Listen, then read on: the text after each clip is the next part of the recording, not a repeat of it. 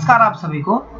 जैसा कि आप सभी को पता होगा कि माइक्रो प्रोसेसर्स एंड एप्लीकेशंस का जो कोर्स आपको प्रोवाइड करवाया जा रहा है उसका 3 लेक्चर हमारे YouTube के चैनल पे पहले ही अपलोड हो चुका है। तो लास्ट लेक्चर में मैंने 40 पिन को जो हम लोगों ने पढ़ा था उसको मैंने कैटेगराइज किया था। उसमें आप लोग को थोड़ा सा अगर याद होगा तो आपको पता होगा कुछ कंट्रोल सिग्नल्स थे, कुछ स्टेटस सिग्नल थे, कुछ क्लॉक सिग्नल थे, कुछ एड्रेस बस, डाटा बस, यही सब में हमने इसको डिवाइड किया हुआ था, कैटेगराइज किया हुआ था। ठीक है, डीएमए सिग्नल था। तो आज के इस पार्टिकुलर वीडियो में हम लोग क्या करेंगे कि एड्रेस बस, डाटा बस और एएलई के बारे में विस्तार से पढ़ेंगे। ठीक है, क्योंकि एएलई किसी खास के अंतर्गत आता है, यानी कि एएलई कंट्रोल सिग्नल के अंतर्गत आता है। फिर भी मैंने इसमें इसको इसलिए कंसीडर किया है क्योंकि एड्रेस बस और डाटा बस के साथ एएलई का एक अपना संबंध है। ठीक है, तो सबसे पहले मैं आप लोग का फिर से एक बार वेलकम करता हूं। इस लेक्चर को स्टार्ट करने से पहले हम लोग एक बार देखते हैं कि एड्रेस बस के बारे में। तो अभी इसका कोई डिफिनीशन नहीं है, इसके बारे में थोड़ा सा बता रहा हूँ कि एड्रेस बस का ओवरव्यू दे रहा हूँ कि एड्रेस बस में टोटल 16 बस या बिट लाइन्स होते हैं। ठीक है, और जो मेमोरी यहाँ पे लिखा है, memory that can be interfaced by the microprocessor. ठीक है, अगला लिखा हुआ है डाटा बस जो कि 8 बिट का होता है। और यहाँ पे नीचे लिखा हुआ है कि number of lines in data बस represents the bit of the micro processor. जब लास्ट लेक्चर मैंने पढ़ाया था तो उसमें अंत में मैंने आपको बताया था कुछ की फीचर्स ऑफ 8085, जिसमें मैंने बताया था कि माइक्रो प्रोसेसर 8085 8 बिट का प्रोसेसर होता है। तो बेसिकली इसका मतलब ये हुआ कि डाटा बस जो है वही रिप्रेजेंट करता है कि वो माइक्रो प्रोसेसर कितने बिट का होगा। और एड्रेस बस टोटल कितना, एड्रेस बस क्या करता है ना कि वो बताता है कि कैपेसिटी कितना है, उस माइक्रो प्रोसेसर की लोकेशन की कैपेसिटी कितना है या एड्रेसिंग कैपेसिटी कितना है वो बताता है एड्रेस बस। ठीक है, और डाटा बस बताता है वो जो माइक्रो प्रोसेसर है वो कितने बिट का है, एक बार में वो कितना डाटा के साथ हैंडल करेगा। ठीक है, तो आगे हम लोग आते हैं। जैसे यहाँ पे आप देख रहे होंगे कि कितना लिखा हुआ, डाटा बस कितने बिट का है, 8 बिट का। 8 बिट यानी एक बाइट, यानी एक बार में माइक्रो प्रोसेसर 8085 कितने डाटा को हैंडल करेगा, एक बाइट के डाटा को हैंडल करेगा। ठीक है, बस यानी कि सिस्टम बस। अब आप सभी को पता होगा कि माइक्रो प्रोसेसर जो होता है वो मेमोरी के साथ, इनपुट डिवाइस के साथ, प्रोसेसर के साथ क्या करता है, वो कम्युनिकेशन करता है। ठीक है, कम्युनिकेट करता है। जैसे आपको इंस्ट्रक्शन देते हैं तो अगर वो मेमोरी से रीड करना हो या राइट करना हो तो उस क्या करेगा, एक दूसरे के साथ वो कम्युनिकेशन करेगा। ठीक है, तो सिस्टम बस के बारे में लिखा हुआ कि bus is a group of wire और conductor used for communication between processor, memory and input device. इसमें वायर का ग्रुप होता है और ये बेसिकली इसमें कंडक्टिविटी की प्रॉपर्टी होती है, इसलिए हम लोग क्या बोलते हैं कि ये कंडक्टर है। ठीक है, अगला हम लोग जानने की कोशिश करते हैं कि लोकेशन। अब इसमें आप थोड़ा सा कंफ्यूज कर रहे होंगे, इसलिए मैं थोड़ा सा इसको विस्तार में समझता हूँ। मैंने इसलिए के लिए एक डायग्राम भी यूज किया है।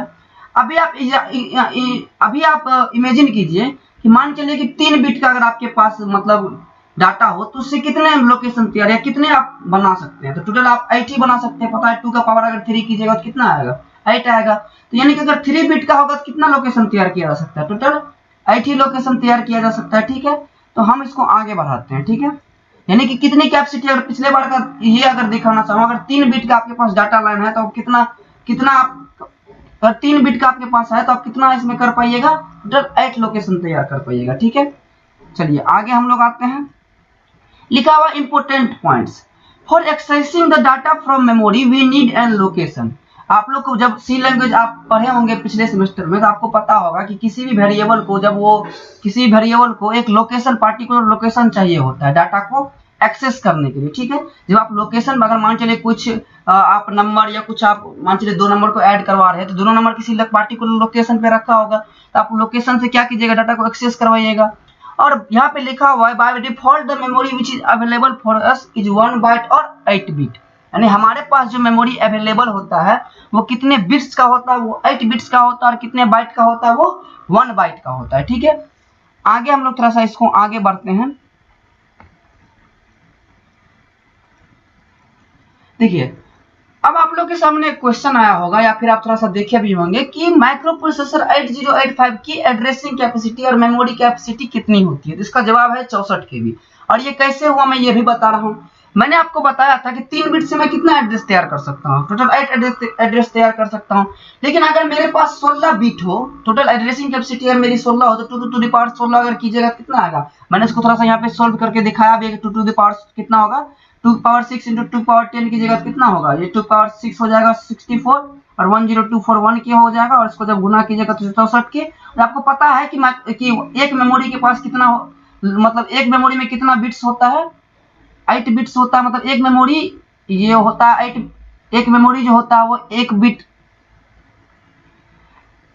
हर एक पे 1 बाइट होता है। अब पिछले में देखे होंगे कि हम बाय डिफॉल्ट हमारे पास जो मेमोरी होता है वो 8 बिट्स का यानी कि 1 बाइट का होता है, ठीक है।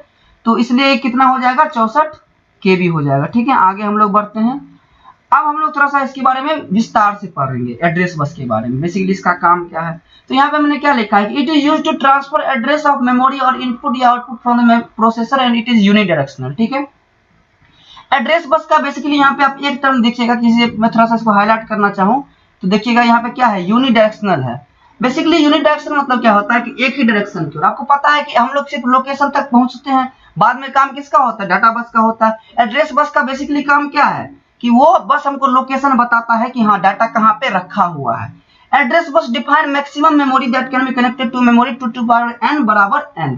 तो ये स्मॉल n है बराबर n है, तो ये जो नंबर है ये आपको बताता है कि कितना एड्रेस लाइन, ये स्मॉल n आपको एड्रेस लाइन के बारे में बताता है और कैपिटल N जो है वो कैपेसिटी के बारे में बताता है। अगर मैं पिछले डायग्राम पे आपको ले जाना चाहूँ तो आप यहाँ पे देख सकते हैं कि अगर यहाँ पे ये जो 16 है वो स्मॉल n में आ गया, ये जो 16 है ये किस में आ गया, स्मॉल n में आ गया। ये आप बताता है कितना एड्रेस लाइन है, और ये 64 KB जो है ये पूरा कैपेसिटी बताता है, ठीक है। यहाँ पे आप देख भी सकते हैं, address bus define maximum memory that can be connected to memory related by 2 to the power n बराबर कैपिटल N, ठीक है। अब हम लोग आते हैं डाटा बस के बारे में। तो डाटा बस का बेसिकली काम क्या होता है कि डाटा को ट्रांसफर करना या डाटा को रीड या राइट करना। तो आप इसको ऐसे कह सकते हैं कि आप यहाँ पे देख रहे होंगे कि बाय डायरेक्शनल, यहाँ पे अगर मैं थोड़ा सा इसको हाईलाइट करना चाहूँ तो यहाँ पे आप देख सकते हैं क्या लिखा हुआ, बाय डायरेक्शनल। आपको पता होगा हम लोग मेमोरी से डाटा एक्सेस भी करते हैं, वहाँ पे रीड भी करते हैं, राइट भी करते हैं, इसलिए यहाँ पे क्या है, बाय डायरेक्शनल है। जबकि एड्रेस बस में क्या होता था, हम लोग बस लोकेशन तक पहुंचते थे। आप यहाँ पे देख रहे होंगे कि इन 8085 it is multiplex with lower order address bus. तो इसको मैं अगले स्लाइड की मदद से थोड़ा और बेहतर से आपको समझाऊंगा। मैंने यहाँ पे ALE लिखा हुआ है, ठीक है, आप देख भी रहे होंगे। जैसा कि पिछला लेक्चर जो देखे होंगे उनको थोड़ा सा बेसिक आइडिया होगा। मैंने ALE के बारे में बताया था कि ALE का फुल फॉर्म होता है एड्रेस लैच इनेबल, जिसका बेसिक काम क्या होता है कि जब ALE 1 यानी कि इनेबल रहेगा तो वो डाटा बस को हम लोग एज ए एड्रेस बस का तरह यूज करते हैं। मैंने बताया भी था कि जब इंटेल वाले माइक्रो प्रोसेसर 8085 को डिजाइन कर रहे थे तो उन्होंने देखा कि माइक्रो प्रोसेसर 8085 में टोटल 16 एड्रेस बस होता है और 8 डाटा बस होता है। अगर दोनों पिन को आप ऐड करते हैं तो 24 पिन होता है। तो लेकिन उनको एक चीज पता था कि एड्रेस बस और डाटा बस दोनों का काम एक बार में नहीं होगा। जब डाटा बस का रिक्वायर होगा तब एड्रेस बस का रिक्वायर नहीं होगा, जब एड्रेस बस का रिक्वायर होगा तब डाटा बस का रिक्वायर नहीं होगा। तो उन्होंने इसी तरीके का यानी इसी चीज का फायदा उठाते हुए उन्होंने एक अलग से पिन तैयार किया ALE, और 8 पिन बचा लिया। बेसिकली जब ALE 1 होगा तो इनेबल होगा, तो जो डाटा बस है वो as a address bus use होगा, और जब ALE 0 होगा तो as a data bus use होगा, ठीक है। तो उम्मीद करता हूं कि सिस्टम बस, एड्रेस बस, डाटा बस और ALE का जो बेसिक कंसेप्ट है वो आपको क्लियर हो गया होगा। अगर फिर भी आपके सामने इससे रिलेटेड कोई भी क्वेश्चन हो, कोई भी क्यूरी हो तो आप कमेंट बॉक्स में लिख सकते हैं। आप व्हाट्सएप पे क्वेश्चन रेज कर सकते हैं, आपको उसका प्रॉपर आंसर दिया जाएगा, ठीक है। तो उम्मीद करता हूँ कि वीडियो आपको पसंद आया होगा, ठीक है। पढ़ाई करते रहिए और अपना ख्याल रखिए। धन्यवाद।